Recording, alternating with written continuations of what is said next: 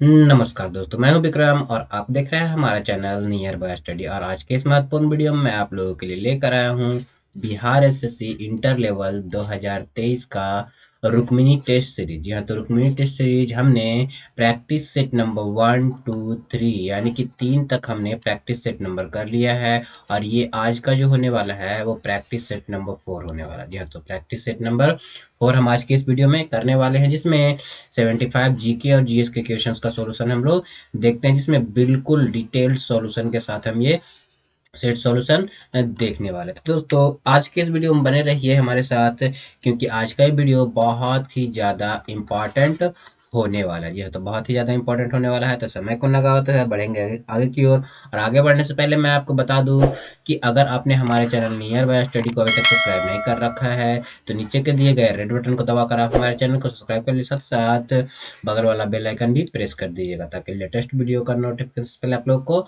मिल सके। और दोस्तों, अगर ये वीडियो आप लोग को अच्छा लगे तो इसको लाइक कर लीजिएगा, ज़्यादा लोगों को शेयर भी जरूर कर दीजिएगा, ताकि हर किसी को ये वीडियो मिल सके। तो दोस्तों, आज का ये जो वीडियो होने वाला है, जी हाँ, तो आज का ये जो वीडियो होने वाला है वो टेस्ट सीरीज, जी हाँ, तो test series practice set number 4 होने वाला है। कौन सा होने वाला है? 4 होने वाला। तो जब चलिए दोस्तों स्टार्ट करेंगे पहले क्वेश्चन से। तो हमारा जो पहला क्वेश्चन है, जी हाँ, तो हमारा पहला क्वेश्चन है, अगर पहले क्वेश्चन की ओर बढ़े, जी हाँ, तो कहा जा रहा है पहले क्वेश्चन में एडवोकेट जनरल, ध्यान दीजिएगा, एडवोकेट जनरल यानी कि महाधिवक्ता के पद का उल्लेख संविधान के कौन से अनुच्छेद में किया गया है? जी हाँ, तो एडवोकेट जनरल का जो पद है उसका उल्लेख संविधान के किस अनुच्छेद में किया गया है? तो इसका राइट आंसर जो हो जाएगा अनुच्छेद 165। जी हाँ, तो अनुच्छेद 165 में जो है वो क्या है? एडवोकेट महाधिवक्ता का उल्लेख किया गया। अगर महाधिवक्ता की बात की जाए तो महाधिवक्ता जो है राज्यपाल के, जी हाँ, तो राज्यपाल के प्रसाद प्रयत्न पर जो है ये क्या रहता है? आपको पद पर रहता है, जब तक राज्यपाल चाहे वह अपने पद पर रहता है। अगर महाधिवक्ता की बात की जाए तो राज्य का सर्वोच्च विधि अधिकारी होता है। क्या होता है? राज्य का सर्वोच्च विधि अधिकारी होता है। क्या होता है? सर्वोच्च विधि अधिकारी जो होता है वो कौन होता है? महाधिवक्ता। और यह उच्च न्यायालय के न्यायाधीश का आहर्त रखता है। मतलब क्या करता है? उच्च न्यायालय के महा न्यायाधीश का क्या करता है? अहर्ता रखता है। महाधिवक्ता की अगर बात की जाए तो महाधिवक्ता जो है राज्यपाल द्वारा सौंपे गए विधियों के विषयों पर क्या करता है? सलाह भी देता है। यानी कि एडवोकेट जनरल जो है राज्यपाल को, किसको? राज्यपाल को सलाह भी दे सकता है। अगर बात की जाए अनुच्छेद 177 की, तो अनुच्छेद 170 जो है महाधिवक्ता के विशेष अधिकारों से संबंधित है। क्या है? महाधिवक्ता के विशेष अधिकारों से संबंधित है 177। अगर 161 की बात की जाए, जी हाँ, तो अनुच्छेद 161 की बात की जाए तो अनुच्छेद 161 जो है क्या है? क्षमा आदि के कुछ मामलों में दंड, या जी हाँ दोस्तों, दंड देश के निलंबन, जी हाँ, तो दंड देश के निलंबन पर राज्यपाल की शक्ति का संदर्भ है। जी हाँ, तो राज्यपाल की शक्ति का संदर्भ है। बढ़ेंगे अगले प्रश्न की ओर। तो अगला प्रश्न में जो है कहा जा रहा है लोकसभा, जी हाँ, तो लोकसभा का कार्यकाल कितनी बार 6 वर्ष कर दिया गया था? तो कितनी बार जो है 6 वर्ष किया है अभी तक? तो अभी तक जो है एक बार जो है, जी हाँ, तो एक बार अभी तक 6 वर्ष किया गया है, जो कि आपके लिए बहुत ही ज्यादा इम्पोर्टेंट हो जाता है। बढ़ेंगे अगले प्रश्न की ओर। तो हमारा अगला प्रश्न जो है वो कहा जा रहा है, जो कि बहुत ही ज्यादा इम्पोर्टेंट हो जाता है। कहा जा रहा है सरकारिया आयोग, बहुत ही इम्पोर्टेंट है। सरकारिया आयोग का गठन किस विषय पर रिपोर्ट देने के लिए किया जाता है? जी हाँ, तो सरकारिया आयोग का गठन जो है किस विषय पर रिपोर्ट देने के लिए, जी हाँ, तो किस विषय पर रिपोर्ट देने के लिए किया जाता है? तो इसका राइट आंसर जो हो जाएगा वो क्या हो जाएगा? तो इसका राइट आंसर जो है वो हो जाएगा केंद्र राज्य संबंध। जी हाँ, तो केंद्र राज्य के संबंध पर जो है रिपोर्ट देने के लिए किया जाता है। बढ़ेंगे अगले प्रश्न की ओर। तो हमारा अगला प्रश्न जो है वो कहा जा रहा है, क्या कहा जा रहा है? अल्प, जी हाँ, तो अल्प विकसित देशों में गरीबी का मुख्य कारण क्या है? तो अल्प विकसित देशों में गरीबी का मुख्य कारण क्या है? तो इसका राइट आंसर जो है आय की असमानता। जी हाँ, तो अल्प विकसित देशों में जो है आय की असमानता होने के कारण जो है वो क्या होता है? गरीबी होता है। अगर बात किया जाए वर्तमान में भारत की निर्धनता रेखा जो है यानी कि गरीबी रेखा जो है वो नीति आयोग निर्धारित करता है। कौन निर्धारित करता है? तो नीति आयोग जो है वो क्या करता है? निर्धारित करता है। अगर वैश्विक विकास स्तर पे देखा जाए तो 2.15 अमेरिकी डॉलर प्रति व्यक्ति आय से कम, जी हाँ, तो जिसका कम है वो गरीबी रेखा से नीचे है। क्या है? वो गरीबी रेखा से नीचे है। बढ़ेंगे अगले प्रश्न की ओर। तो अगला प्रश्न है उद्योग में, जी हाँ, तो उद्योग में प्रशिक्षण विद्यार्थियों को निःशुल्क अथवा कम कीमत पर पुस्तकों और स्टेशनरी उपलब्ध कराने जैसे आर्थिक कार्यक्रम सर्वप्रथम किस पंचवर्षीय योजना में प्रारंभ किया गया? तो किस पंचवर्षीय योजना में प्रारंभ किया गया? तो ये जो है पांचवी पंचवर्षीय योजना, यानी कि इसका राइट आंसर जो है सी, यानी कि पांचवी पंचवर्षीय योजना में जो है ये सब, यानी कि जितने भी पढ़ाई से रिलेटेड वस्तुएं हैं सभी को मुफ्त देना, वो जो है आपके पांचवी पंचवर्षीय योजना में ये लागू किया गया। अगला प्रश्न जो है हमारा वो क्या कहा जा रहा है? अगला प्रश्न है, कहा जा रहा है, ध्यान दीजिएगा कि किसके बाद की अवधि के दौरान खदानों, जो है तो खदानों विशेषतः गेहूं के उत्पादन में वृद्धि हुई? जी हाँ, तो वृद्धि हुई तो किसके उत्पादन में कब हुई? तो ये जो है 1966, जी हाँ, तो 1966 की अवधि के दौरान जो है खदानों में, जी हाँ, तो खदानों से गेहूं और इत्यादि उत्पादनों में क्या हुई? वृद्धि हुई थी। क्या हुई थी? वृद्धि हुई थी। क्योंकि अगर बात किया जाए क्यों हुई, तो इस दौरान, जी हाँ, तो इस दौरान जो है हरित क्रांति, क्या? हरित क्रांति को जो है प्रारंभ किया गया। तो हरित क्रांति को कब प्रारंभ किया गया? तो 1966 से 1967 के आसपास में जो है हरित क्रांति को प्रारंभ किया, जिससे गेहूं और अन्य उत्पादों की क्या हुई? वृद्धि हुई, जिसके पैदावार जो है वो लगभग, जी हाँ, तो लगभग 300% तक बढ़ गई थी। क्या हो गई थी? 300% तक बढ़ गई थी। हरित क्रांति में सभी फसलों को जो है वो फायदा हुआ था, लेकिन मुख्य रूप से, या तो मुख्य रूप से अगर बात किया जाए तो मुख्य रूप से जो है एमएस स्वामीनाथन को जो है यहाँ पे क्या हुआ, सॉरी, मुख्य रूप से जो है गेहूं को फायदा हुआ था। अगर हरित क्रांति के शुरुआतकर्ता की बात की जाए तो हरित क्रांति के शुरुआतकर्ता जो है भारत में कौन थे? एमएस स्वामीनाथन थे। कौन थे? एमएस स्वामीनाथन थे। अगला प्रश्न जो है कहा जा रहा है पद, जी हाँ, तो पद फोर्थ स्टेट संबंधित है। जी हाँ, तो फोर्थ स्टेट किससे संबंधित है? तो इसका राइट आंसर जो है प्रेस से है। यानी कि हमारे संविधान में कहा गया है, यानी कि संविधान में, या फिर ऐसे भी कहा जाता है फोर्थ पिलर, जो है तो फोर्थ पिलर कौन सा है? तो प्रेस है। तो यानी कि फोर्थ स्टेट जो है किससे संबंधित है? आपको प्रेस से है। अगर बात किया जाए प्रेस की स्वतंत्रता, जी हाँ, तो प्रेस की स्वतंत्रता जो है अनुच्छेद, जी हाँ, तो अनुच्छेद 19 के ए में, जी हाँ, तो अनुच्छेद 19 के ए में वर्णित किया गया है। जी हाँ, तो वर्णित किया गया है। और अगर बात किया जाए न्यायपालिका यह देखते हुए कानून बनाया गया है कि वह संविधान अ, समस्त हो या नहीं है, यानी कि ये क्या करेगा? यानी वाक्य की स्वतंत्रता के अंतर्गत प्रेस को रखा गया है। अगर पढ़ेंगे अगले प्रश्न की ओर, तो अगला प्रश्न जो है कहा जा रहा है निम्नलिखित में से, जी हाँ, तो निम्नलिखित में से जिस कोटि के कामगार को खेतीहर, जी हाँ, तो खेतीहर कहा जाता है, जिनके अप जिनकी किन्हें कहा जाता है? तो किन्हें कहा जाता है? तो दोस्तों इसका राइट आंसर जो हो जाएगा कि जो दूसरों की जमीनों पर खेती करते हैं, जी हाँ, तो खेतीहर किसान उन्हें कहा गया है जो दूसरों की जमीनों पर खेती करते हैं। यानी कि राइट आंसर जो है वो सी हो जाएगा। क्या हो जाएगा? सी हो जाएगा इसका राइट आंसर। बढ़ेंगे अगले प्रश्न की ओर। तो अगला प्रश्न जो है कह रहा है आईएसटी और जीएमटी सामान्य अंतराल क्या है? यानी कि आईएसटी टाइम में और जीएमटी टाइम में जो है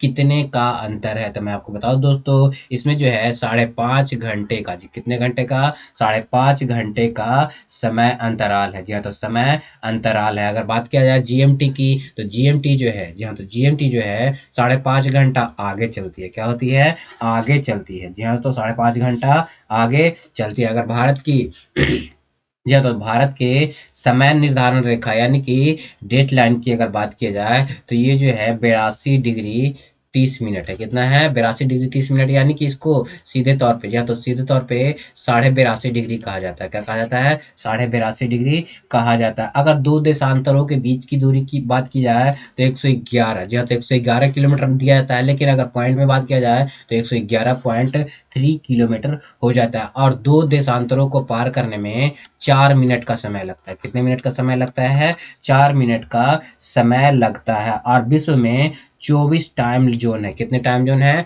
24 टाइम जोन है। जी हाँ दोस्तों, 24 टाइम जोन उपस्थित है और प्रत्येक जोन में 15 देशांतर। जी हाँ, तो प्रत्येक जोन में 15 देशांतर, ध्यान दीजिएगा कि 15 देशांतर यानी कि 1 घंटे। जी हाँ, तो 1 घंटे का अंतर होता है। बढ़ेंगे अगले प्रश्न की ओर। तुम्हारा अगला प्रश्न में जो कहा जा रहा है, उच्चतम न्यायालय ने किस मामले में मौलिक अधिकारों की प्रमुखता राज्य के नीति निर्देशक सिद्धांत के ऊपर स्थापित की है? जी हाँ, तो राज्य के नीति निर्देशक की उपस्थिति को क्या किया है आपके स्थापित किया है? तो इसका राइट आंसर जो हो जाएगा वो हो जाएगा गोलकनाथ मामला। जी हाँ, तो गोलकनाथ मामला के सिद्धांत के ऊपर क्या किया गया है? इसको स्थापित किया है। बढ़ेंगे अगले प्रश्न की ओर। तो अगला प्रश्न जो है वो कहा जा रहा है, पंजाब का शेर। जी हाँ, तो पंजाब का शेर के रूप में कौन जाना जाता है? तो पंजाब का शेर के रूप में जो है आपको लाला लाजपत राय के जाना जाता है। जी हाँ, तो लाला लाजपत राय को जाना जाता है। और दोस्तों, पंजाब का शेर के रूप में इन्हें जाना जाता है क्योंकि इन्होंने क्या हुआ था कि 1900, जी हाँ, तो 1928 ईस्वी में, कब? 1928 ईस्वी में जो क्या हुआ था, साइमन कमीशन के विरोध में इन्होंने क्या किया था? विरोध किया था। इसीलिए इन्हें पंजाब का शेर के रूप में जाना जाना जाता है। और लाला लाजपत राय की मृत्यु जो है उसी आंदोलन के दौरान, जी हाँ, तो उसी आंदोलन के दौरान पुलिस की लाठी से इनकी क्या हो गई थी? 1928 में ही मृत्यु हो गई थी। और कब हुई थी? तो 30 अक्टूबर को, क्या? 30 अक्टूबर को जो है लाला लाजपत राय की मृत्यु हो गई थी। अगर बात की जाए साइमन कमीशन की, तो साइमन कमीशन जो है कब आया था? तो 3 फरवरी 1928 को, क्या? 3 फरवरी 1928 को जो है साइमन कमीशन भारत में आया था। कहाँ आया था? भारत में आया था। और इसे ही जो है व्हाइट मैन कमीशन कहा जाता था। क्या कहा जाता था? व्हाइट मैन कमीशन जो है किसे कहा जाता था? साइमन कमीशन को कहा जाता था, क्योंकि इनमें कोई भी आपके इंडियन यानी कि कोई भी भारतीय सदस्य नहीं थे। सारे के सारे सदस्य जो थे वो कौन थे? अंग्रेज थे। बढ़ेंगे अगले प्रश्न की ओर। तो अगला प्रश्न जो है संविधान में, या तो संविधान में मौलिक कर्तव्यों को किसके द्वारा शामिल किया गया है? तो किसके द्वारा शामिल किया गया है? तो उस मौलिक कर्तव्यों को जो है अगर बात किया जाए तो संविधान संशोधन 42वें, जी हाँ, तो 42वें संविधान संशोधन के तहत जो है इसमें क्या किया गया है? संविधान को में मौलिक कर्तव्यों को क्या किया गया है? जोड़ा गया है। क्या किया गया है? जोड़ा गया, जो कि बहुत ही ज़्यादा इम्पोर्टेंट हो जाता है। अगर बात किया जाए कि अनुच्छेद 51, जी हाँ, तो अनुच्छेद 51 के का में जो है मौलिक कर्तव्यों को बताया गया है। जी हाँ, तो मौलिक कर्तव्यों को बताया गया है, जो कि भाग 4 का क है। क्या है? भाग 4 का है। जी हाँ, तो भाग 4 का क है। और अगर बात किया जाए मौलिक कर्तव्यों की संख्या, तो वर्तमान में मौलिक कर्तव्यों की संख्या 11 है। और अगर पहले जो था वो कितना था? 10 था। पहले जो था वो 10 था। और अगर बात किया जाए 11वां मौलिक कर्तव्य, तो 11वां मौलिक कर्तव्य जो है 86वां संविधान संशोधन के जरिए 2002 को, जी हाँ, तो 2002 को शामिल किया गया। और मौलिक कर्तव्य संविधान में स्वर्ण सिंह समिति, जी हाँ, तो स्वर्ण सिंह समिति की रिपोर्ट पे, जी हाँ, तो स्वर्ण सिंह समिति की रिपोर्ट पे जो है जोड़ा गया था। और मौलिक कर्तव्य की बात की जाए तो मौलिक कर्तव्य जो है वो आपके रूस से लिया गया है। कहाँ से लिया गया है? रूस से लिया गया है। बढ़ेंगे अगले प्रश्न की ओर। तो अगला प्रश्न जो है जो कि पूछा जा रहा है, क्या पूछा जा रहा है? लोकसभा में, जी हाँ, तो लोकसभा में अविश्वास प्रस्ताव प्रस्तुत करने के लिए कम से कम कितने सदस्य का समर्थन होना चाहिए? जी हाँ, तो लोकसभा में अविश्वास प्रस्ताव पारित करने के लिए कम से कम कितने सदस्य का समर्थन होना चाहिए? तो कितना? तो आपका हो जाता है 50 सदस्य। जी हाँ, तो 50 सदस्य जो है इसका राइट आंसर हो जाता है। यानी कि कम से कम अविश्वास प्रस्ताव पारित करने के लिए 50 सदस्य होना चाहिए और 10 दिन के अंदर इस पर चर्चा होना अनिवार्य है। कितने दिन के अंदर? 10 दिन के अंदर जो है इस पर चर्चा होना अनिवार्य है, नहीं तो इसे रद्द कर दिया जाता है। चर्चा होने के बाद मतदान द्वारा निर्णय घोषित किया जाता है, निर्णय किया जाता है कि अविश्वास प्रस्ताव लागू करना चाहिए या नहीं करना चाहिए। अगर बात किया जाए सबसे पहली बार तो 1963 में, जी हाँ, तो 1963 में जो है अविश्वास अविश्वास प्रस्ताव लाया गया था, जो कि जेपी कृपलानी ने, जहाँ तो जो कि जेपी कृपलानी ने जे एल नेहरू के विरुद्ध लाया था। जी हाँ दोस्तों, पंडित जवाहरलाल नेहरू के विरुद्ध जो है 1963 में अविश्वास प्रस्ताव लाया था। और सबसे अधिक बार अविश्वास प्रस्ताव इंदिरा गांधी के विरुद्ध, किसके विरुद्ध? इंदिरा गांधी के विरुद्ध जो है वो लाया गया था। किसके विरुद्ध? इंदिरा गांधी के विरुद्ध लाया गया था। अगर बात किया जाए लोकसभा में अधिकतम सदस्यों की संख्या, तो 552 होता है। कितना होता है? 552 जो है लोकसभा में अधिकतम सदस्यों की संख्या होती है। अगर बात किया जाए अगले क्वेश्चन की, तो अगला क्वेश्चन बोला जा रहा है, भारत में उच्चतम न्यायालय के न्यायाधीश के रूप में नियुक्ति के लिए निम्नलिखित में से कौन सा अर्हता अनिवार्य है? जी हाँ, तो कौन सा अर्हता जो है अनिवार्य नहीं है यहाँ पे बोला जा रहा है। तो इसका राइट आंसर जो है वो आयु से हो जाएगा। आयु कम से कम 35 वर्ष होनी चाहिए, ये अनिवार्य नहीं है। जी हाँ, तो ये अनिवार्य नहीं है, क्योंकि आयु की अगर बात की जाए तो ये 35 वर्ष नहीं है। इसके अलावा जो है भारत का नागरिक होना चाहिए। जी हाँ, तो भारत का नागरिक होना चाहिए। एक या एक से अधिक उच्च न्यायालय में कम से कम 10 वर्ष तक काम किया हुआ होना चाहिए। एक प्रतिष्ठित विधेयकता होना चाहिए। ये आपका सही है, लेकिन बी जो है आपका सही नहीं है, यानी कि इसका राइट आंसर बी हो जाएगा। बढ़ेंगे अगले प्रश्न की ओर। तो अगला प्रश्न जो है कहा जा रहा है, आय, जी हाँ, तो आर्यों का भारत में सर्वप्रथम अस्थायी निवास था। तो अस्थायी निवास कहाँ था आर्यों का भारत में सर्वप्रथम? तो इसका राइट आंसर जो हो जाएगा वो पंजाब हो जाएगा। जो तो आर्य जो थे भारत में जब आए थे तो पंजाब ये क्या किए थे? पंजाब में इन्होंने आकर बसे थे। और कहाँ से आए थे? तो ये जो है अफगानिस्तान से। कहाँ से? अफगानिस्तान से ये पंजाब में आकर बसे थे। जी हाँ, तो पंजाब में आकर बसे थे। अगर बात किया जाए इनकी सभ्यता, तो इनकी सभ्यता जो थी वो ग्रामीणी सभ्यता थी। कैसा थी? ग्रामीण सभ्यता थी। आर्यों की भाषा जो थी वैदिक संस्कृत थी। या तो इनकी भाषा जो है संस्कृत थी। कैसी थी? संस्कृत थी। आर्य वास्तविक रूप से भाषा समूह को इंगित करते हैं। क्या करते हैं? भाषा समूह को जो है इंगित करते हैं। बढ़ेंगे आगे की ओर। तो अगला प्रश्न जो है कहा जा रहा है, उपनिषद पुस्तक है किस पर? तो उपनिषद पुस्तक जो है किस पर है? तो ये जो है दर्शन शास्त्र पर है। किस पर है? दर्शन शास्त्र पर जो है उपनिषद है। अगर बात किया जाए उपनिषदों की संख्या, तो वर्तमान में उपनिषदों की संख्या जो है, यानी कि उपनिषद की कुल संख्या क्या है? 108 है, जिसमें 13 उपनिषद जो है वो प्रमाणित है। क्या है? प्रमाणित उपनिषद है, जो कि बहुत ही ज्यादा इंपॉर्टेंट हो जाता है। अगला प्रश्न जो है कहा जा रहा है, नेसेट, ध्यान दीजिएगा, नेसेट किस देश की संसद का नाम है? जी हाँ, तो नेसेट किस देश की संसद का नाम है? तो नेसेट जो है इजराइल की संसद का नाम है। किस देश की संसद का नाम है? इजराइल की संसद का नाम जो है नेसेट है। जी हाँ, तो अगर कुछ देशों की संसद की बात की जाए तो मंगोलिया। जी हाँ, तो मंगोलिया के संसद की बात की जाए तो ये है खुराल। क्या है? खुराल है। ताइवान के संसद की बात की जाए तो ये युआन है। क्या है? युआन है। अगर स्पेन की संसद की बात की जाए तो स्पेन की संसद जो है वो है कोर्टस है। क्या है? कोर्टस है। और नेपाल के संसद की बात की जाए तो नेपाल का जातीय पंचायत हो जाता, सॉरी, राष्ट्रीय पंचायत हो जाता है। क्या होता है? राष्ट्रीय पंचायत हो जाता है। अगर ब्रिटेन की संसद की बात की जाए तो ब्रिटेन की संसद का नाम जो है पार्लियामेंट है। क्या है? पार्लियामेंट है। अगर बांग्लादेश की संसद का नाम जाना जाए तो बांग्लादेश का संसद का नाम जो है आपका क्या हो जाएगा? आपका जातीय पंचायत हो जाएगा।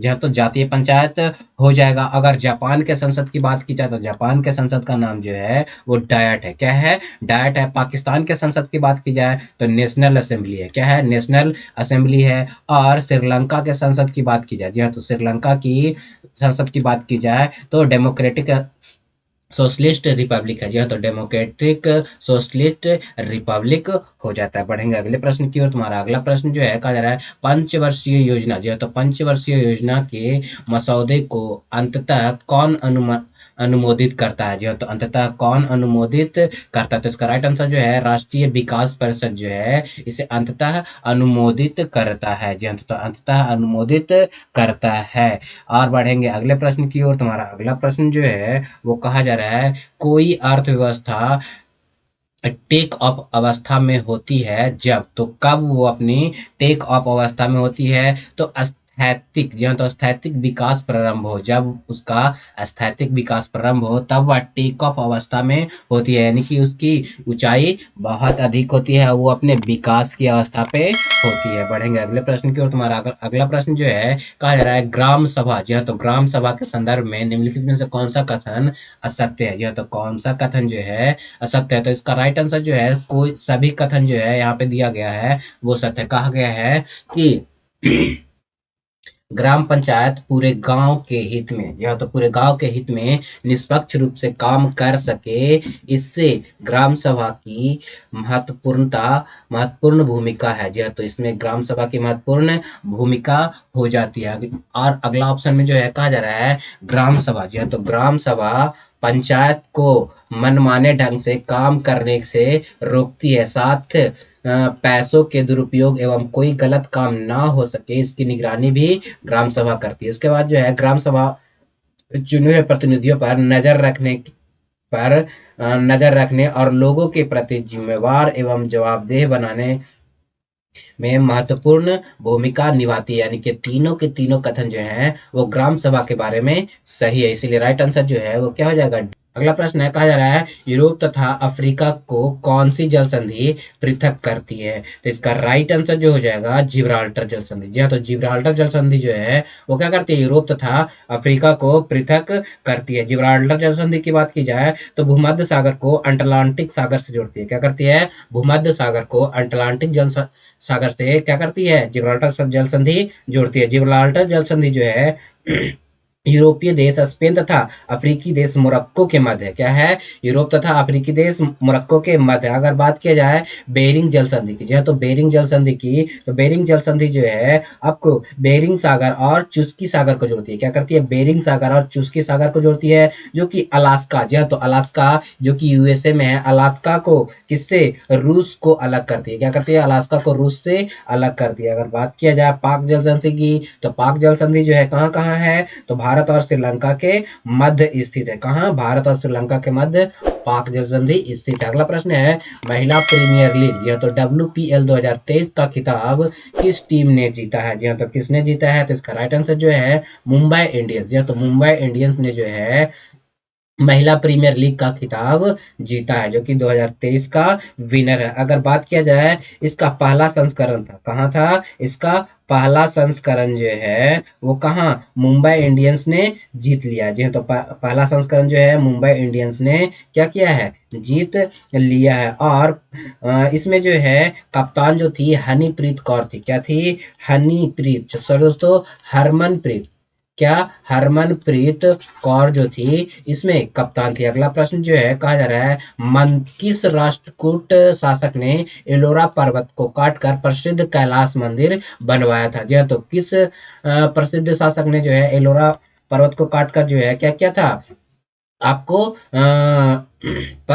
आपका प्रसिद्ध कैलाश मंदिर बनवाया था। तो इसका राइट आंसर जो है कृष्ण प्रथम। जी हाँ, तो कृष्ण प्रथम ने जो है एलोरा को पर्वत को काट करके क्या किया था, आपको कैलाश मंदिर का निर्माण करवाया था। अगर बात किया जाए राष्ट्रकूट वंश की स्थापना, तो राष्ट्रकूट वंश की स्थापना जो है आपको 753 BC में, जी हाँ, तो 753 AD में हुआ था, यानी कि 753 ईस्वी में हुआ था। इसमें जो है कहा जा रहा है कि इसकी राजधानी जो है आपको मान्य खेत था। जी हाँ, तो इसका राजधानी जो है वो क्या था, मान्य खेत। क्या था, मान्य खेत जो है राष्ट्रकूट वंश की राजधानी थी। इसमें प्रमुख शासक की बात की जाए तो कृष्णदेव प्रथम इसमें दिया हुआ है। उसके बाद जो है क्या हो जाता है, आपको ध्रुव गोविंद इत्यादि हैं। अगर बात की जाए एलोरा एलिफेंटा, ये है कहाँ, तो ये सारे के सारे जो हैं आपके महाराष्ट्र में है। कहाँ है, महाराष्ट्र में ये सारे के सारे गुफा मंदिर है। क्या है, महाराष्ट्र में गुफा मंदिर है। अगर बात किया जाए एलोरा में, तो एलोरा में कुल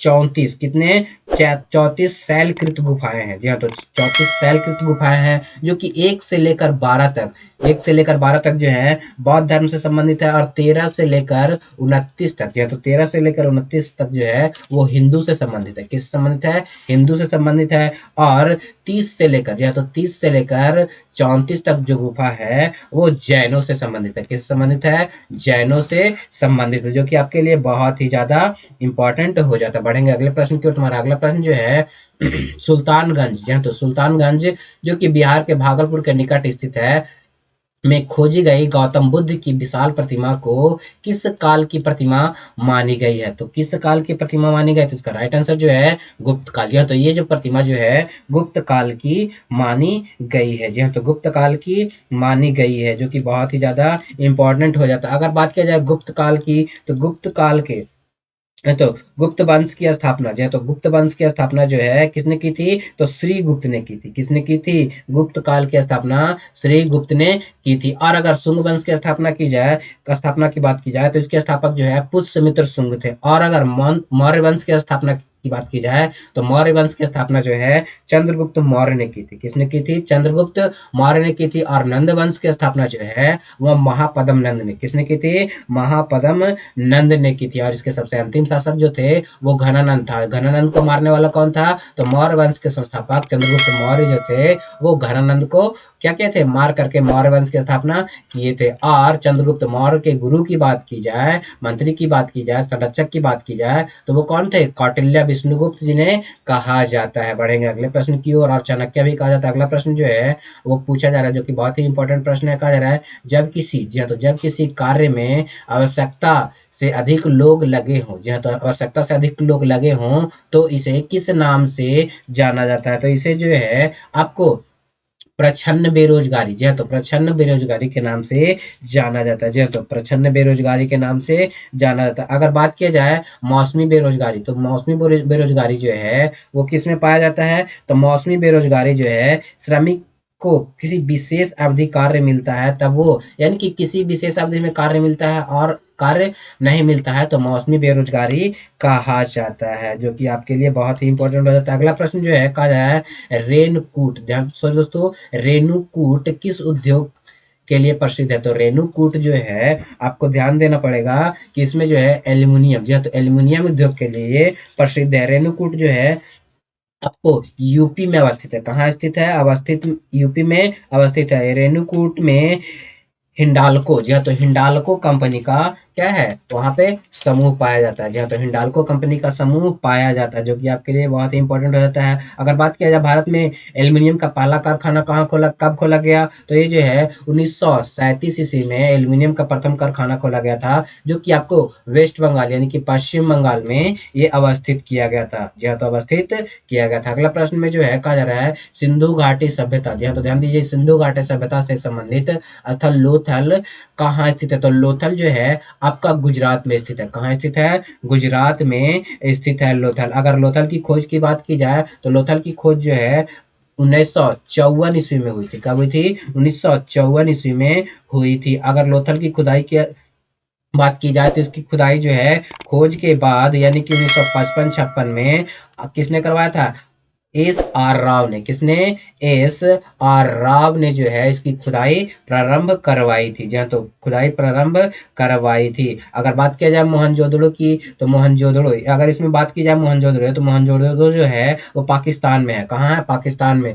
और मोहनजोदड़ो पाकिस्तान में सिंध नदी के किनारे है। किसमें, सिंध नदी के किनारे है। अगर बात किया जाए कालीबंगा, तो कालीबंगा जो है घग्गर नदी के किनारे है। कौन सी नदी के किनारे, घग्गर नदी के किनारे, जो कि राजस्थान में। कहाँ है, राजस्थान में कालीबंगा स्थित है। उसके बाद जो है आलमगीरपुर, आलमगीरपुर जो है हिंडन नदी के किनारे, किस नदी के किनारे, हिंडन नदी के किनारे जो है वो अवस्थित है। और कहाँ स्थित है, तो ये यूपी में। जी हाँ, तो आलमगीर पुर जो है वो कहाँ, यूपी के मेरठ में स्थित है। बढ़ेंगे अगले प्रश्न की ओर। तुम्हारा अगला प्रश्न जो है कह रहा है गुजरात के, जो है तो गुजरात में सैनिक सफलता प्राप्त करने वाला पहला मुगल शासक कौन था। जो तो सैनिक सफलता प्राप्त करने वाला पहला मुगल शासक जो था वो कौन था, तो इसका राइट आंसर जो हो जाएगा, जी हाँ, तो इसका राइट आंसर जो हो जाएगा वो हो जाएगा बी। जी हाँ, तो बी जो है इसका राइट आंसर हो जाएगा। हुमायूं ने सैनिक सफलता प्राप्त की थी। जी हाँ, तो सैनिक सफलता प्राप्त की थी। अगर बात किया जाए अकबर की, जी हाँ, तो अगर बात किया जाए अकबर की, तो अकबर ने गुजरात विजय किया था। कब किया था, 1972 में। कब, 1972 में गुजरात विजय किया था। इसके उपलक्ष्य में इसने बुलंद दरवाजा का निर्माण करवाया था। क्या करवाया था, बुलंद दरवाजा का निर्माण करवाया था। और औरंगजेब को मंदिर तोड़ने वाला, जो है तो मंदिर तोड़ने वाला शासक कहा जाता है। जो है तो औरंगजेब को मंदिर तोड़ने वाला शासक कहा जाता है। जी हाँ दोस्तों, मंदिर तोड़ने वाला शासक कहा जाता है। अगर बात किया जाए हुमायूं को, तो हुमायूं ने गुजरात के शासक बहादुर शाह को पराजित किया था। किसने, बहादुर शाह को इसने पराजित किया था। बढ़ेंगे अगले प्रश्न की ओर। तुम्हारा अगला प्रश्न जो है कहा जा रहा है दात मंदिर कहाँ स्थित है। जी हाँ, तो दात मंदिर कहाँ स्थित है, तो दात मंदिर की जब बात की जाए, तो दात मंदिर जो है वो आपकी श्रीलंका में है। कहाँ स्थित है, श्रीलंका में स्थित है। और ये जो है दात मंदिर बौद्ध मंदिर है? क्या है? दात मंदिर जो है बौद्धों से संबंधित है। बढ़ेंगे अगले प्रश्न की ओर। तुम्हारा अगला प्रश्न जो है कहा जा रहा है किस वंश, ध्यान दीजिए, किस वंश के शासकों को हुनों के आक्रमण का सामना करना पड़ा था? तो हुनों के आक्रमण का सामना जो है वो किस वंश के शासक को करना पड़ा था? तो गुप्त वंश को। जो है तो गुप्त वंश को जो है हुनों के आक्रमण का सामना करना पड़ा था। यानी कि ये जो है हुनों ने 455, जी हाँ, तो 455 ईस्वी में प्रथम बार जो है भारत पर हुनों ने क्या किया था? आक्रमण किया था, जो कि बहुत ही इम्पोर्टेंट हो जाता है। और गुप्त वंश का पतन भी जो है हुनों के आक्रमण को ही मुख्य रूप से माना जाता है। अगला प्रश्न जो है कहा जा रहा है संयुक्त राष्ट्र, जी हाँ, तो संयुक्त राष्ट्र महासभा के 78वें सत्र के अध्यक्ष के रूप में किन्हें चुना गया है? जी हाँ, तो 18वें सत्र के अध्यक्ष के रूप में किन्हें चुना गया है? तो इसका राइट आंसर जो है डेनिस फ्रांसिस। जी हाँ, तो डेनिस फ्रांसिस को जो है 78वें सत्र के अध्यक्ष के रूप में चुना गया है, जो कि बहुत ही इंपॉर्टेंट हो जाता है। अगर बात किया जाए संयुक्त राष्ट्र महासभा की स्थापना, तो इसकी स्थापना जो है वो आपकी 1945 ईस्वी में हुई थी। कब हुई थी? 1945 ईस्वी में इसकी स्थापना हुई थी। और इसका मुख्यालय जो है वो आपके कहाँ है? न्यूयॉर्क में है। कहाँ है? न्यूयॉर्क में इसका मुख्यालय है, जो कि यूएसए में है। कहाँ स्थित है? यूएसए में स्थित है। बढ़ेंगे अगले प्रश्न की ओर। तुम्हारा अगला प्रश्न जो है वो कहा जा रहा है कांग्रेस के एकमात्र प्रतिनिधि की हैसियत से गांधी जी निम्नलिखित में से किस एक में उपस्थित थे? तो एक में जो थे वो गांधी जी उपस्थित थे। तो इसका राइट आंसर जो है द्वितीय गोलमेज सम्मेलन में। जो है तो द्वितीय गोलमेज सम्मेलन में जो है वो प्रतिनिधि के रूप में, क्या? प्रतिनिधि के रूप में जो है उपस्थित है। अगर बात की जाए द्वितीय गोलमेज सम्मेलन की, तो ये जो है 1931 ईस्वी में हुई थी। कब हुई थी? 1931 ईस्वी में जो है गोलमेज सम्मेलन हुई थी, जो कि आपके लिए बहुत ही ज्यादा इंपॉर्टेंट हो जाता है। अगर प्रथम गोलमेज सम्मेलन की बात की जाए, तो प्रथम गोलमेज सम्मेलन जो है 1900, जो है तो 1930 में हुई थी। कब हुई थी? 1930 में। और द्वितीय गोलमेज सम्मेलन 1931 में। और तृतीय गोलमेज सम्मेलन की बात की जाए तो 1900, जो है तो 1932 ईस्वी में तृतीय गोलमेज सम्मेलन हुआ था, जो कि बहुत ही ज्यादा इंपॉर्टेंट हो जाता है। और अगर बात किया जाए कि तीनों गोलमेज सम्मेलन में शामिल होने वाले कौन थे, तो बी आर अम्बेडकर जो थे वो तीनों गोलमेज सम्मेलन में शामिल हुए थे। जी हाँ, तो तीनों गोलमेज सम्मेलन में जो है वो क्या हुए थे? शामिल हुए थे। और अगर तीनों गोलमेज सम्मेलन के समय इंग्लैंड के प्रधानमंत्री की बात की जाए, तो जेम्स रैमजे, जी हाँ, तो जेम्स रैमजे मैकडोनाल्ड जो थे वो तीनों, जी हाँ, तो तीनों गोलमेज सम्मेलन के समय कहाँ के? आपके इंग्लैंड के प्रधानमंत्री रहे हैं। अगला प्रश्न जो है जो कि आपके लिए बहुत ही इंपॉर्टेंट हो जाता है, कहा जा रहा है भारतीय सिनेमा का सर्वोच्च award Dadasaheb Phalke lifetime achievement award 2023 से किसे सम्मानित किया गया है? तो 2023 में जो है दादा साहेब फाल्के अचीवमेंट अवार्ड किसे दिया गया है? तो इनका राइट आंसर जो हो जाएगा वो हो जाएगा वजीदा रहमान को। जी हाँ, तो वजीदा रहमान को जो है दादा साहेब फाल्के अचीवमेंट अवार्ड 2023 से सम्मानित किया गया है। जी हाँ, तो 2023 से सम्मानित किया गया है। अगर 2022 की बात की जाए, तो 2022 में जो है किन्हें? आशा पारेख को। जी हाँ, तो 2022 में जो है आशा पारेख को सम्मानित किया गया था। जी हाँ, तो 2022 में इन्हें सम्मानित किया गया था। और इसकी स्थापना, जी हाँ, तो अगर पद्मश्री की स्थापना की बात की जाए, तो पद्मश्री की स्थापना जो है, जी हाँ, तो पद्मश्री की स्थापना जो है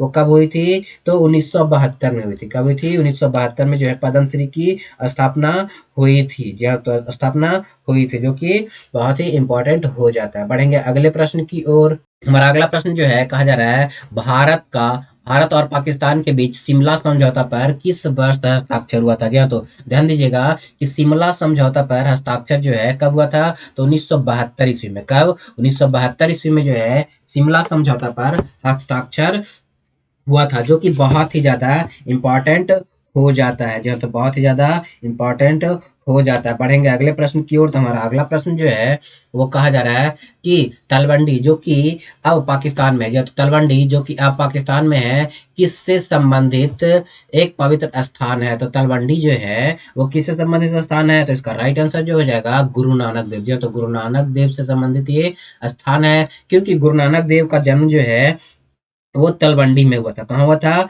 तलवंडी में हुआ था, जो अब ननकाना साहिब के नाम से विख्यात है, जो कि अब ननकाना, किस नाम से, ननकाना साहब के नाम से ये क्या है, विख्यात है अभी वर्तमान में। जो तो वर्तमान में अगर बात किया जाए सिख संप्रदाय में को टोटल 10 गुरु थे। कितने गुरु थे, टोटल 10 गुरु थे। जी हाँ, तो जो कि बहुत ही इंपॉर्टेंट हो जाता है। अगर बात किया जाए बादशाह हुमायूं, जी हाँ, तो बादशाह हुमायूं और बादशाह बाबर, जी हाँ, तो बाबर के क्या थे, ये गुरु नानक ननका साहब जो थे वो उसी के समकालीन थे। जी हाँ, तो उसी के समकालीन थे। अगर इनके जन्म की बात की जाए तो इनका जन्म जो है 1469 ईस्वी में, कब हुआ था, 1469 ईस्वी में हुआ था। और मृत्यु जो है 1539 को हुई थी। कब हुई थी, 1539 को इनकी मृत्यु हो गई थी, जो कि आपके लिए बहुत ही इंपॉर्टेंट हो जाता है। बढ़ेंगे अगले प्रश्न की ओर। तुम्हारा अगला प्रश्न जो है वो कहा जा रहा है, क्या कहा जा रहा है कि आर्य समाज, या तो आर्य समाज की स्थापना कहाँ हुई थी। तो आर्य समाज की स्थापना की बात की जाए तो इसकी स्थापना बॉम्बे में हुई थी। कहाँ हुई थी, बॉम्बे में जो है इसकी स्थापना हुई थी। कब हुई थी, 1875 ईस्वी में। कब, 1875 ईस्वी में आर्य समाज की स्थापना हुई थी। और इसके स्थापना करने वाले थे दयानंद सरस्वती थे। कौन थे, दयानंद सरस्वती थे। कौन थे, दयानंद सरस्वती जो थे इनके स्थापकर्ता थे। यानी कि इन्होंने इन्होंने जो क्या किया था, आपके आर्य समाज की स्थापना करी थी, जो कि आपके लिए बहुत ही ज्यादा इंपॉर्टेंट हो जाता है। और दयानंद सरस्वती ने ही स्वराज शब्द का सबसे पहले प्रयोग किया था। क्या किया था, स्वराज शब्द का सबसे पहले प्रयोग जो है दयानंद सरस्वती ने ही किया था। और इन्होंने ही जो है वेदों की ओर लौटो नारा दिया था। क्या दिया था, वेदों की ओर, जहाँ तो वेदों की ओर लौटो, जहाँ तो वेदों की ओर लौटो का नारा जो है दयानंद सरस्वती ने ही दिया था, जो कि आपके लिए बहुत ही इंपॉर्टेंट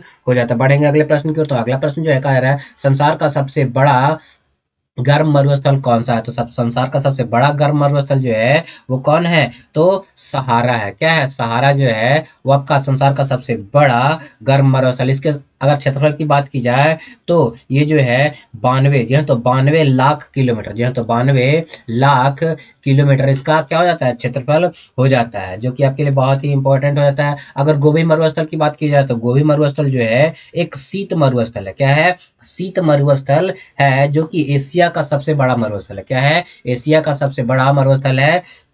और ये शीत मरुस्थल, अगर विश्व के सबसे गर्म मरुस्थल की बात की जाए, या तो विश्व के सबसे गर्म मरुस्थल की बात की जाए तो क्या हो जाता है, कालाहारी हो जाता है। क्या हो जाता है, कालाहारी मरुस्थल जो है विश्व का सबसे गर्म मरुस्थल है। तो सबसे बड़ा मरुस्थल की बात की जाए तो वो सहारा हो जाता है। थार मरुस्थल जो है भारत और पाकिस्तान में फैला हुआ है। कहाँ, थार मरुस्थल जो है भारत और पाकिस्तान में फैला हुआ है। थार मरुस्थल का जो क्षेत्रफल है, जी हाँ, तो क्षेत्रफल जो है 2,60,000, जी हाँ, तो 2,60,000, जी हाँ, तो ध्यान दीजिएगा 2,60,000 वर्ग किलोमीटर में फैला हुआ है। जी हाँ, तो वर्ग किलोमीटर में ये फैला हुआ है। अगर बात किया जाए कि, जी हाँ, तो अगर बात किया जाए कुछ प्रमुख मरुस्थल की, तो प्रमुख मरुस्थल में जो है आपका गोबी जो है मंगोलिया में हो जाता है। कहाँ हो जाता है, गोबी मंगोलिया में हो जाता है। और आपका क्या हो जाता है, टकला मकान चीन में हो जाता है। जी हाँ, तो टकला मकान जो है वो कहाँ, चाइना में हो जाता है। थार कहाँ हो जाता है, थार जो है भारत और पाकिस्तान में है।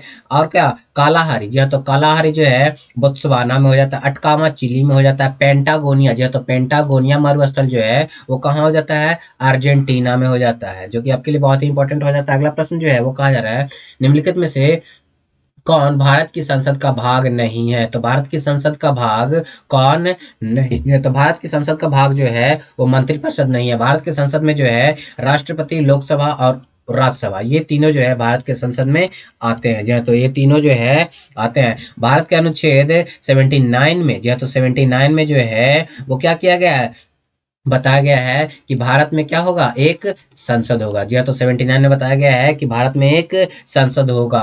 अगर बात किया जाए राज्यसभा, जी हाँ, तो राज्यसभा जो है उच्च सदन है। क्या है, राज्यसभा जो है उच्च सदन है और ये एक अस्थाई सदन है। जी हाँ, तो राज्यसभा जो है ये एक उच्च सदन है और ये एक अस्थाई सदन है। इसे कभी भी भंग नहीं किया जा सकता। जी हाँ, तो इसे कभी भी भंग नहीं किया जा सकता। और इसका कार्यकाल जो है वो 6 वर्ष होता है, क्योंकि इसमें प्रत्येक 1/2 सदस्य जो है क्या कहते हैं, 2 वर्ष पे, जी हाँ, तो 2 वर्ष पे अपने सीट को खाली करते हैं। जी हाँ, तो सीट को खाली करते हैं। अगर लोकसभा की बात की जाए तो लोकसभा का कार्यकाल जो है 5 वर्ष होता है। इसे निम्न सदन कहा जाता है। क्या कहा जाता है, निम्न सदन कहा जाता है। और इसे राष्ट्रपति चाहे तो इसे भंग कर सकता है। जी हाँ, तो राष्ट्रपति इसे भंग कर सकता है, जो कि बहुत ही ज्यादा इंपॉर्टेंट हो जाता है। अगला प्रश्न जो है वो कहा जाता है कि भारत में, जी हाँ, तो भारत में शकों के प्रभुत्व को नष्ट करने वाला शासक कौन था? तो शकों के प्रभुत्व को नष्ट करने वाला शासक जो था वो चंद्रगुप्त द्वितीय था। कौन था? चंद्रगुप्त द्वितीय जो था वो शकों को क्या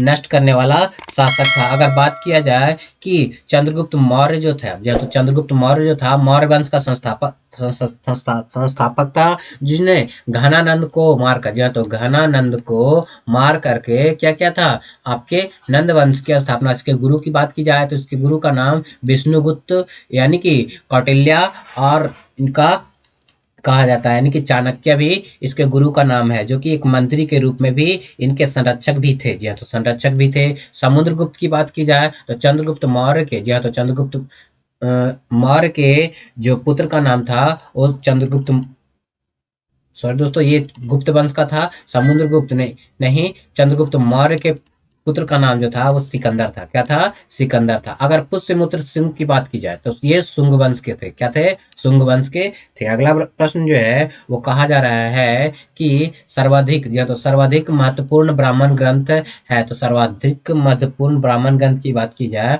तो शतपथ ब्राह्मण ग्रंथ जो था वो सबसे महत्वपूर्ण ब्राह्मण ग्रंथ था। यह तो महत्वपूर्ण ब्राह्मण ग्रंथ था। अगला प्रश्न जो है वो कहा जा रहा है सूरत में अंग्रेजों को फैक्ट्री खोलने की आज्ञा देने वाला, फरमान जारी करने वाला पहला मुगल सम्राट कौन था? तो इसका राइट आंसर जो है वो जहांगीर। जहांगीर ने जो है सूरत में, किसने? सूरत में अंग्रेजों को फैक्ट्री खोलने की आज्ञा दिया था। और ये कब दिया था? तो 1608 ईस्वी में। कब? 1608 ईस्वी में आज्ञा दिया था। और इसी में पहला क्या किया गया था?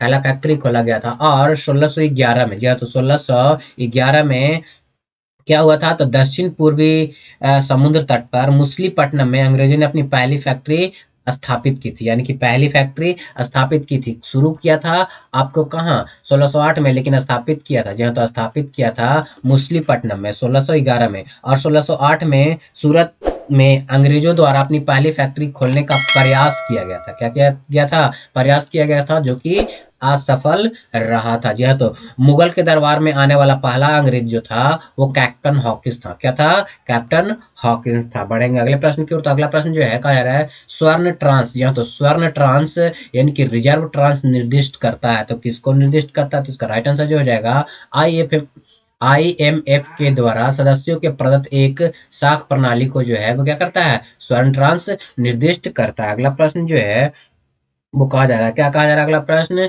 कि 23 मई 2023 को त्रिपुरा पर्यटन विभाग ने किसे अपना ब्रांड एम्बेसडर बनाया? तो त्रिपुरा पर्यटन ने जो है किसे अपना ब्रांड एम्बेसडर बनाया है? तो ये जो है सौरभ गांगुली को। किसको? सौरभ गांगुली को जो है क्या बनाया है? ब्रांड एम्बेसडर बनाया। अगर बात किया जाए कि बंधन बैंक, जो तो बंधन बैंक के ब्रांड एम्बेसडर कौन है? तो बंधन बैंक के ब्रांड एम्बेसडर जो है वो भी सौरभ गांगुली है। जो तो सौरभ गांगुली है। जी हाँ दोस्तों, अगर संजय दत्त की बात की जाए तो ये अरुणाचल प्रदेश के, जी हाँ, तो अरुणाचल प्रदेश के क्या है? ब्रांड एम्बेसडर है। अगर सचिन तेंदुलकर की बात की जाए तो सचिन तेंदुलकर जो है वो आपके चुनाव आयोग, जी हाँ, तो चुनाव आयोग के ये क्या है? ब्रांड एम्बेसडर हैं। अगर आयुष्मान खुराना की बात की जाए तो आयुष्मान खुराना जो है यूनिसेफ इंडिया, जी हाँ, तो यूनिसेफ इंडिया के क्या है? ब्रांड एम्बेसडर है। बढ़ेंगे अगले प्रश्न की ओर। तुम्हारा अगला प्रश्न जो है वो कहा जा रहा है भारतीय रिजर्व बैंक को आधिकारिक चिन्ह में कब शामिल किया गया? जी हाँ, तो आधिकारिक चिन्ह में किस चीज को शामिल किया गया है? तो इसका राइट आंसर जो हो जाएगा वो हो जाएगा ताड़ के वृक्ष को। जो है तो ताड़ के वृक्ष को जो है भारतीय रिजर्व बैंक ने आधिकारिक चिन्ह के रूप में शामिल किया है। जी हाँ, तो ताड़ के वृक्ष को शामिल किया गया। अगर भारतीय रिजर्व बैंक की बात की जाए तो इसकी स्थापना जो है 1 अप्रैल 1935 को हुई थी। कब हुई थी? 1 अप्रैल 1935 को जो है इसकी स्थापना हुई थी। और 1 अप्रैल, जी हाँ, तो 1 अप्रैल, ध्यान दीजिएगा, सॉरी 1 जनवरी, जी हाँ, तो 1 जनवरी 1949 ईस्वी को जो है इसका राष्ट्रीयकरण किया गया। क्या किया गया?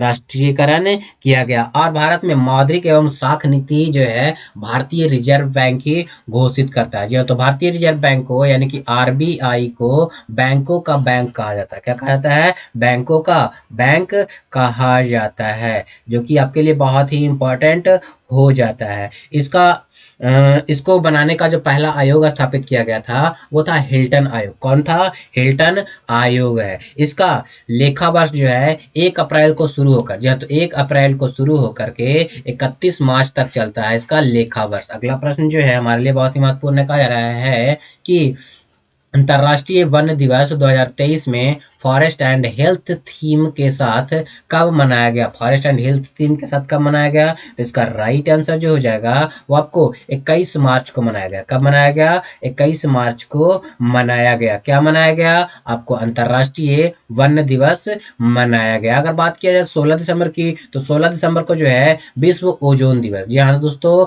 विश्व ओजोन दिवस मनाया था। अगर बात किया जाए 7 अप्रैल की, तो 7 अप्रैल को जो है विश्व स्वास्थ्य दिवस मनाया जाता है। उसके बाद जो है 5 सितंबर को जो है विश्व मृदा दिवस, क्या मनाया जाता है? मृदा दिवस मनाया जाता है। अगर बात किया जाए विश्व पर्यटन दिवस, क्या? विश्व पर्यटन दिवस की, तो विश्व पर्यटन दिवस जो है 27 सितंबर को मनाया जाता है। क्या मनाया था? 27 सितंबर को मनाया था। विश्व शहर दिवस, ध्यान दीजिएगा, विश्व शहर दिवस जो है वो आपको 31 अक्टूबर को मनाया जाता है। जी हाँ, तो विश्व शहर दिवस 31 अक्टूबर को मनाया जाता है। अगला प्रश्न में जो कहा जा रहा है, मई 2023 में भारत सरकार ने किस देश में सीतवे बंदरगाह के संचालन का अधिकार प्राप्त कर लिया है? तो सीतवे बंदरगाह के चालन का अधिकार प्राप्त कर लिया। तो ये जो सीतवे बंदरगाह जो है वो कहाँ स्थित है? तो सीतवे बंदरगाह जो है आपको म्यांमार में स्थित है। कहाँ स्थित है? म्यांमार में स्थित है, जो कि बहुत ही ज़्यादा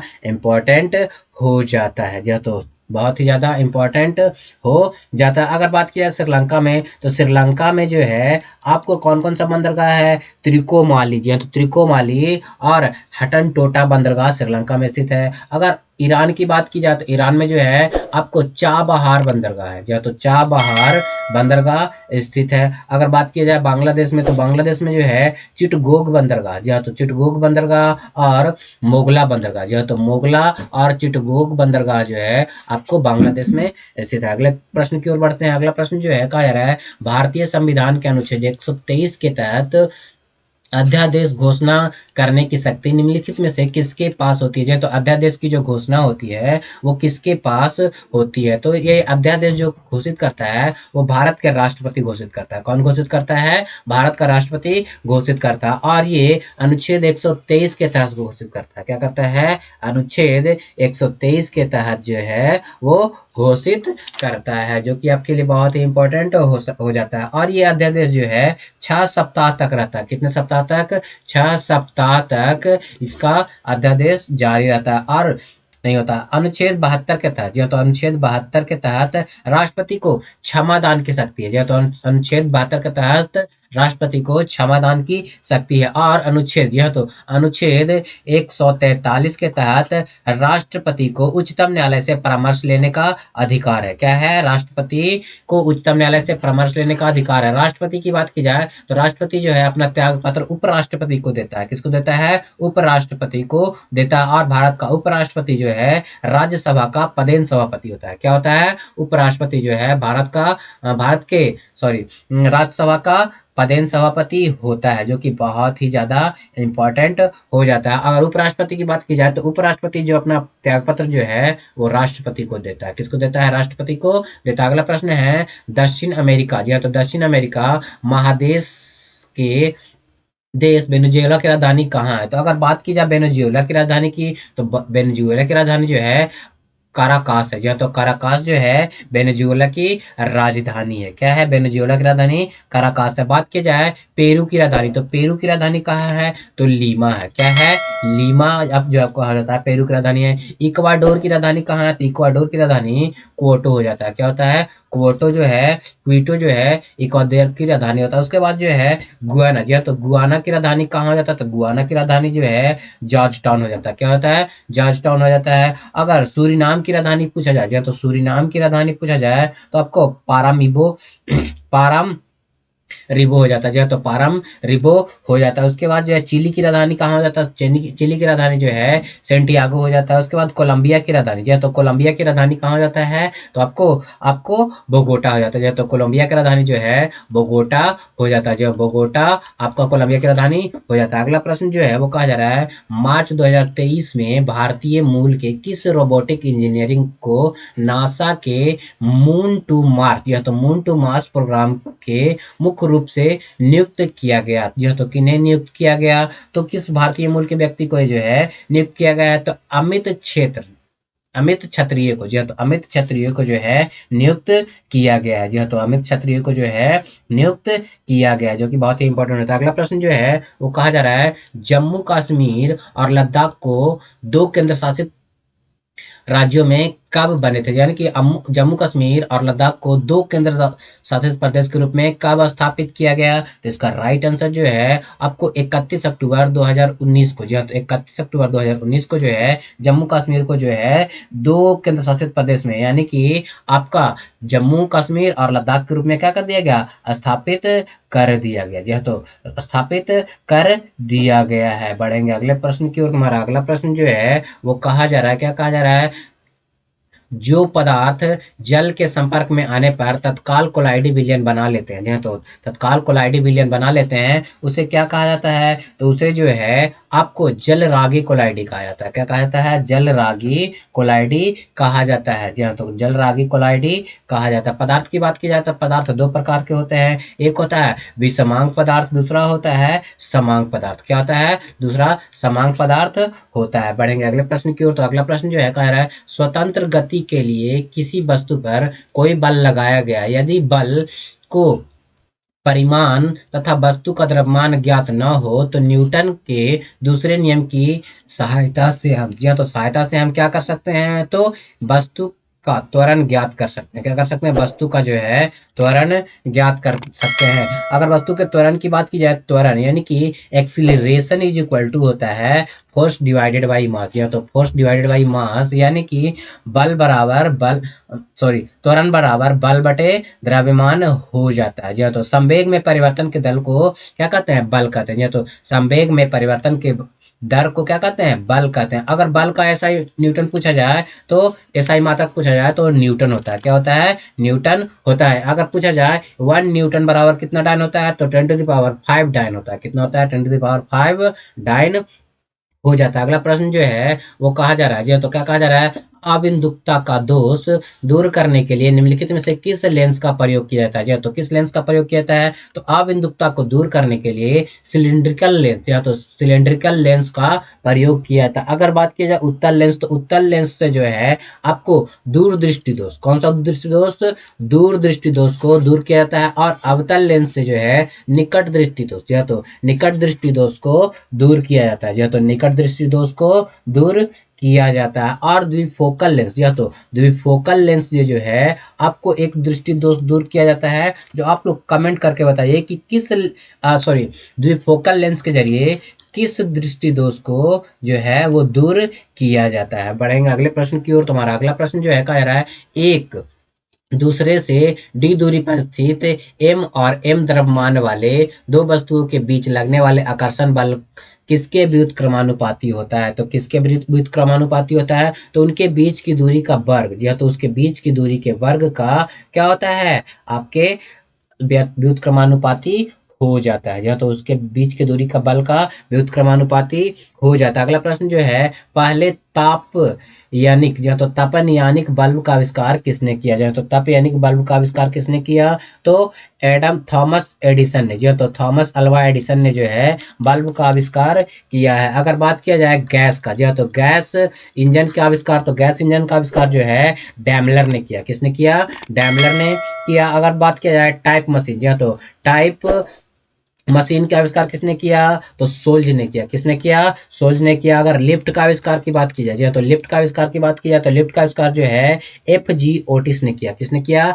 एफ जी ओटिस ने किया। किसने किया, ओटिस ने किया। अगर बात की जाए ट्रांसफार्मर का आविष्कार किसने किया, तो ट्रांसफार्मर का आविष्कार जो है फैराडे ने किया। किसने किया, फैराडे ने किया। अगर क्या बात थर्मल फ्लास्क की बात की, इसमें हम लोग पानी गर्म कर गर्म करके रखते हैं और गर्म रहता है। तो थर्मल फ्लास्क का आविष्कार किसने किया? तो डीवर ने किया। किसने किया? डीवर ने। अगर लेंस कैमरा, जी हाँ, तो कैमरा लेंस की बात की जाए तो कैमरा लेंस का आविष्कार जो है किसने किया? तो जीन्स ने किया। किसने किया? जीन्स ने किया। और जो है टायर का आविष्कार किसने किया? तो टायर का आविष्कार जो है वो किसने किया? डनलप ने किया। किसने किया? डनलप ने जो है वो टायर का आविष्कार किया है। बढ़ेंगे अगले प्रश्न की ओर। तुम्हारा अगला प्रश्न जो है कह रहा है दांतों के अध्ययन, या तो दांतों के अध्ययन से संबंधित विज्ञान को क्या कहा जाता है? तो दांतों के अध्ययन से संबंधित विज्ञान को जो है ओडेंटोलॉजी कहा जाता है। क्या कहा जाता है? ओडेंटोलॉजी कहा जाता है। और दांतों के डॉक्टर को जो है डेंटिस्ट कहा जाता है। क्या कहा जाता है? डेंटिस्ट कहा जाता है। अगर बात किया जाए कि पोमोलॉजी में, जिसमें किसमें? पोमोलॉजी में किसका अध्ययन किया जाता है? तो फलों का अध्ययन किया जाता है। अरिस्टोलॉजी में किसमें? अरिस्टोलॉजी में किसमें अध्ययन किया जाता है? अरिस्टोलॉजी में अस्थियों का अध्ययन किया जाता है। जी हाँ, तो अरिस्टोलॉजी में अस्थियों का अध्ययन किया जाता है। सिस्मोलॉजी में, जी हाँ, तो सिस्मोलॉजी में जो है भूकंप का अध्ययन किया जाता है। जी हाँ, तो भूकंप का अध्ययन किया जाता है। अगर बात किया जाए कि स्पर्मोलॉजी में, तो स्पर्मोलॉजी में जो है बीजों का अध्ययन किया जाता है। किसमें किया जाता है? बीजों का अध्ययन किया जाता है। बढ़ते हैं अगले प्रश्न की ओर। तुम्हारा अगला प्रश्न जो है वो क्या कहा जा रहा है? अगला प्रश्न में कहा जा रहा है, क्या बोला जा रहा है, देख लेते हैं कि अगले प्रश्न में जो है वो कहा जा रहा है कि फॉर्मेल्डिहाइड और पोटेशियम हाइड्रोक्साइड को गर्म करने पर हम पाते हैं। तो इनको गर्म करने पर हम क्या पाते हैं? तो इसका राइट आंसर जो हो जाएगा वो हो जाएगा एथिल फॉर्मेट। जी हाँ, तो एथिल फॉर्मेट हम लोग को प्राप्त हो जाता है। अगला प्रश्न जो है वो कहा जा रहा है शरीर संरचना विज्ञान का अध्ययन क्या कहलाता है? जी हाँ, तो शरीर संरचना विज्ञान का अध्ययन जो है वो क्या कहलाता है? तो एनाटॉमी। जी हाँ, तो क्या कहलाता है? एनाटॉमी कहलाता है। बढ़ेंगे अगले प्रश्न की ओर। तुम्हारा अगला प्रश्न जो है कौन सी बीमारी सबसे तीव्र गति से फैलता है? तो सबसे तीव्र गति से फैलने वाला बीमारी जो है वो आपका क्या हो जाएगा? प्लेग हो जाएगा। जी हाँ, तो प्लेग जो है एक महामारी के रूप में भी जाना जाता है। जी हाँ, तो ये एक महामारी के रूप में भी जाना जाता है। सर्वप्रथम जो है इसका लक्षण चीन में दिखाई दिया था। कहाँ दिखाई दिया था? चीन में। यानी कि मोस्ट ऑफ द, अगर बीमारी आएगा, महामारी आएगा तो चीन में। अगर बात की जाए कोरोना, जी हाँ, तो कोरोना जिसे कोविड-19, जी हाँ, तो कोविड-19 कहा जाता है, इसका जो है स्टार्ट कहाँ से हुआ था? इसका भी स्टार्ट चीन से ही हुआ था। जी हाँ, तो चीन से ही हुआ था। बढ़ेंगे अगले प्रश्न की ओर। तुम्हारा अगला प्रश्न जो है वो कहा जा रहा है स्पाइरोगायरा। जी हाँ, तो स्पाइरोगायरा और प्लेनेरिया में क्या होता है? तो स्पाइरोगायरा और प्लेनेरिया में क्या उपस्थित होता है? तो इसका राइट आंसर जो है वो पुनर्जनन होता है। क्या होता है? पुनर्जनन होता है। अगला प्रश्न जो है नींद ना आने के लिए प्रयुक्त डॉक्टरी शब्द क्या है? तो नींद ना आने वाले डॉक्टरी शब्द जो है वो क्या है आपको? इंसोनी इंसोमिनिया। जी हाँ, तो इंसोमिनिया जो है वो डॉक्टरी शब्द है नींद ना आने का। जी हाँ, तो नींद ना आने का। और उच्च रक्तचाप वाली स्थिति में हाइपरटेंशन क्या कहा जाता है? हाइपरटेंशन कहा जाता है। बढ़ेंगे अगले प्रश्न की ओर। तुम्हारा अगला प्रश्न जो है कह रहा है यक्ष्मा रोग पैदा करने वाले कारक कौन है? तो यक्ष्मा रोग पैदा करने वाले कारक जो है माइक्रोबैक्टीरियम है। जी हाँ, तो माइक्रोबैक्टीरियम है। इनका पूरा नाम जो है माइक्रोबैक्टीरियम ट्यूबरकुलोसिस। जी हाँ, तो माइक्रोबैक्टीरियम ट्यूबरकुलोसिस, जो कि टीबी को कहा जाता है। क्या कहा जाता है? टीबी को कहा जाता है, जो कि आपके लिए बहुत ही ज़्यादा इंपॉर्टेंट है। और इससे प्रभावित होने वाला अंग हड्डी, मस्तिष्क, फेफड़ा, यकृत हो जाता है। जी हाँ, तो हड्डी, यकृत, फेफड़ा, मस्तिष्क आदि जो है इससे प्रभावित होने वाला अंग हो जाता है। जी हाँ, तो और अगर बैक्टीरिया से होने वाले रोग की बात की जाए तो हो जाएगा प्लेग हो जाएगा। जी हाँ, तो प्लेग, हैजा, जी हाँ, तो हैजा, डिप्थीरिया, जी हाँ, तो डिप्थीरिया, टिटनस, लिप्रेसी, निमोनिया, ये सारे के सारे जो हैं वो आपके किससे, ध्यान दीजिएगा कि ये सारे सारे बैक्टीरिया से होने वाले रोग है। अगला प्रश्न जो है वो कहा जा रहा है, क्या कहा जा रहा है कि आहार नाल, जी हाँ, तो आहार नाल के किस भाग में प्रोटीन का अमीनो अम्ल में निम्नीकरण होता है? जी हाँ, तो निम्नीकरण होता है। तो इसका राइट आंसर जो हो जाएगा वो छोटी आंत में क्या होता है? प्रोटीन का निम्नीकरण होता है। जी हाँ, तो प्रोटीन का निम्नीकरण होता है, जो कि बहुत ही ज़्यादा इम्पोर्टेंट हो जाता है। अगर पाचन की बात की जाए तो मनुष्य के भोजन का पाचन जो है मुख से स्टार्ट हो जाता है। कहाँ से स्टार्ट होता है? मुख से स्टार्ट हो जाता है। और मुख में एक प्रकार का लार पाया जाता है, जिससे हमारे मुंह में जो लार पाया जाता है उससे पाचन स्टार्ट हो जाता है। अगर लार की बात की जाए तो मनुष्य के शरीर में तीन जोड़ी, कितनी जोड़ी? 3 जोड़ी लाल ग्रंथियां पाई जाती है। कितनी जोड़ी? 3 जोड़ी लाल ग्रंथियां पाई जाती है। अगले प्रश्न की ओर बढ़ेंगे तो अगला प्रश्न जो है, रुधिर कैंसर का दूसरा नाम क्या है? जी हाँ, तो रुधिर कैंसर का दूसरा नाम क्या है? तो इसका राइट आंसर जो हो जाएगा ल्यूकीमिया। जी हाँ, तो ल्यूकीमिया जो है रुधिर कैंसर का दूसरा नाम है। जी हाँ, तो दूसरा नाम है। अगर बात किया जाए हड्डी के कैंसर को, तो हड्डी के कैंसर को जो है वो सार्कोमा कहा जाता है। क्या कहा जाता है? सार्कोमा जो है हड्डी के कैंसर को कहा जाता है। अगर बात किया जाए लिम्फोसाइट कैंसर, जी हाँ, तो लिम्फोसाइट कैंसर को जो है लिम्फोमा कहा जाता है। क्या कहा जाता है? लिम्फोमा कहा जाता है। अगर बात किया जाए कि त्वचा के कैंसर को, तो मिलैनोमा, जी हाँ, तो मिलैनोमा जो है वो क्या कहा जाता है? आपके त्वचा के कैंसर को कहा जाता है, जो कि बहुत ही ज्यादा इंपॉर्टेंट हो जाता है। बढ़ेंगे अगले प्रश्न की ओर। तुम्हारा अगला प्रश्न जो है, चॉकलेट स्वास्थ्य के लिए हानिकारक हो सकता है क्योंकि उनमें किसकी मात्रा पाई जाती है? तो चॉकलेट में जो है आपको निकेल पाया जाता है। क्या पाया जाता है? निकेल पाया जाता है, जो कि हमारे लिए बहुत ही ज्यादा क्या होता है? हानिकारक होता है। और पारा युक्त जल पीने से मिनी माता रोग होता है। क्या होता है? पारा युक्त जल पीने से मिनी माता रोग हो जाता है। जी हाँ, तो मिनी माता रोग होता है। आर्सेनिक युक्त जल पीने से कैंसर होने का खतरा रहता है। क्या रहता है? कैंसर होने का खतरा होता है। फ्लोराइड युक्त, जी हाँ, तो फ्लोराइड युक्त जल पीने से जो है फ्लोरोसिस रोग, यानी कि आपको दांत और हड्डी कमजोर होने का आपको क्या रहता है? रोग होने का खतरा रहता है। उसके बाद जो है हमारा अगला प्रश्न, अति चालक तत्व वे होते हैं। तो अति चालक तत्व कौन होते हैं? जिनका प्रतिरोध बहुत न्यून और तापमान पर लगभग शून्य होता है। जी हाँ, तो बहुत न्यून तापमान पर क्या होता है? शून्य होता है, वे अति चालक, यानी कि राइट आंसर इसका बी हो जाएगा। अगला प्रश्न जो है, एक ध्वनि तरंग की आवृत्ति 50 हर्ट्ज है और इसकी तरंगदैर्घ्य 4 मीटर है, तो ध्वनि तरंग की चाल कितनी हो जाएगी? तो इसकी चाल जो है वो क्या हो जाएगी? सिंपली इन दोनों को हम लोग गुना कर देंगे। क्या कर देंगे? गुना कर देंगे, तो 200 मीटर प्रति सेकंड इसका राइट आंसर हो जाएगा। अगर बात की जाए तरंगदैर्घ्य का एसआई मात्रक क्या होता है? तो मीटर होता है। क्या होता है? मीटर जो है तरंगदैर्घ्य का एसआई मात्रक होता है। और आवृत्ति में उत्पन्न आवर्तकाल, या तो आवृत्ति के व्युत्पन्न को आवर्तकाल कहा जाता है और इसका एसआई मात्रक जो है वो सेकंड होता है। क्या होता है? सेकंड होता है। और सेकेंडरी लोलक का आवर्तकाल कितना होता है? 2 सेकंड। अगर घड़ी में देखेंगे तो एक लोलक जो लटका रहता है, एक बार जाता है एक बार आता है, तो उसका कितना काल होता है? 2 सेकंड होता है। कितना होता है? 2 सेकंड होता है। और सेकेंडरी लोलक की जो लंबाई जो है वो 1 मीटर तक होती है। कितनी होती है? 1 मीटर तक होती है। बढ़ेंगे अगले प्रश्न की ओर। हमारा अगला प्रश्न जो है, दौड़ के दौरान धावक का गुरुत्व केंद्र होता है। तो दौड़ के दौरान जो धावक होते हैं उनका गुरुत्व केंद्र शरीर के मध्य भाग में होता है। क्या होता है? शरीर के मध्य भाग में होता है। अगर बात किया जाए कि जी का मान, तो जी का मान जो है वो क्या रहता है? आपको कांस्टेंट रहता है। और जी के मान का मात्रक जो है वो मीटर प्रति सेकंड स्क्वायर है। जी हाँ, तो मीटर प्रति सेकंड स्क्वायर जो है जी का मान है। बढ़ेंगे अगले प्रश्न की ओर। तुम्हारा अगला प्रश्न जो है, कहा जा रहा है रासायनिक रूप से मिल्क ऑफ मैग्नीशिया क्या है? तो रासायनिक रूप से अगर बात किया जाए मिल्क ऑफ मैग्नीशिया की, तो ये मैग्नीशियम हाइड्रोक्साइड है। क्या है? मैग्नीशियम हाइड्रोक्साइड जो है मिल्क ऑफ मैग्नीशिया के रूप में इसे जाना जाता है। इसका फॉर्मूले की बात की जाए तो MgOH2 क्या होता है? MgOH2 जो है इसका फॉर्मूला हो जाता है, जो कि आपके लिए बहुत ही ज्यादा इंपॉर्टेंट हो जाता है। बढ़ेंगे अगले प्रश्न की ओर। तुम्हारा अगला प्रश्न जो है कह रहा है, मैग्नीनियस एक मिश्र धातु है। जी हाँ, तो मैग्लेनियस जो है एक मिश्र धातु है। जो कैसा मिश्र धातु है? तो इसका राइट आंसर जो है एल्यूमिनियम और मैग्नीशियम के मिश्र धातु है। जी हाँ, तो मैग्नीनियम जो है एल्यूमिनियम और मैग्नीशियम का ये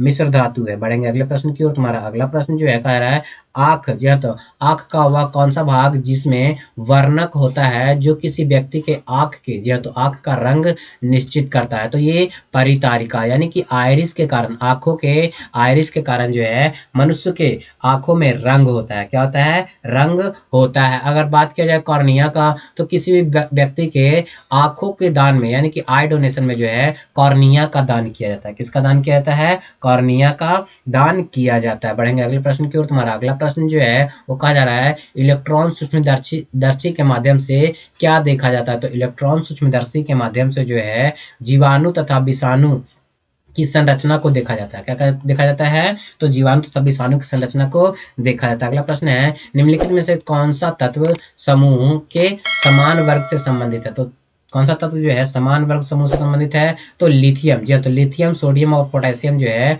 वो समान वर्ग समूह से संबंधित है। अगला प्रश्न है, वह उपकरण कौन सा है जिससे मृदा की गहराई मापने के लिए ध्वनि तरंग का प्रयोग किया जाता है? ध्वनि तरंग का प्रयोग किया जाता है। तो उसका राइट आंसर जो है सोनार। सोनार से जो है आपको क्या कहता है? गहराई का पता चलता है। जी हाँ, तो रडार की बात की जाए तो रडार जो है वायुयानों में प्रयोग किया जाता है। जी हाँ, तो वायुयानों में प्रयोग किया जाता है। अल्टीमीटर का बात किया जाए तो अल्टीमीटर जो है, जी हाँ, तो अल्टीमीटर जो है वो क्या कहता है? इससे आपको गाड़ी वाहनों में जो है वो लगाया जाता है। और वेंचुरी मीटर, जी हाँ, तो वेंचुरी मीटर जो है वो आप लोग कमेंट करके बताइए कि वेंचुरी मीटर से क्या मापा जाता है। अगर समुद्र की गहराई की बात की जाए, जी हाँ, तो समुद्र की गहराई की बात की जाए तो फैदोमीटर से, किससे? फैदोमीटर से जो है वो क्या किया जाता है? समुद्र की गहराई मापा जाता है। और अगला प्रश्न जो है वो क्या कहा जा रहा है? अगला प्रश्न जो है कहा जा रहा है, किसके मध्य कास्टिक सोडा को उबालकर साबुन तैयार किया जाता है? जी हाँ, तो किसके मध्य जो है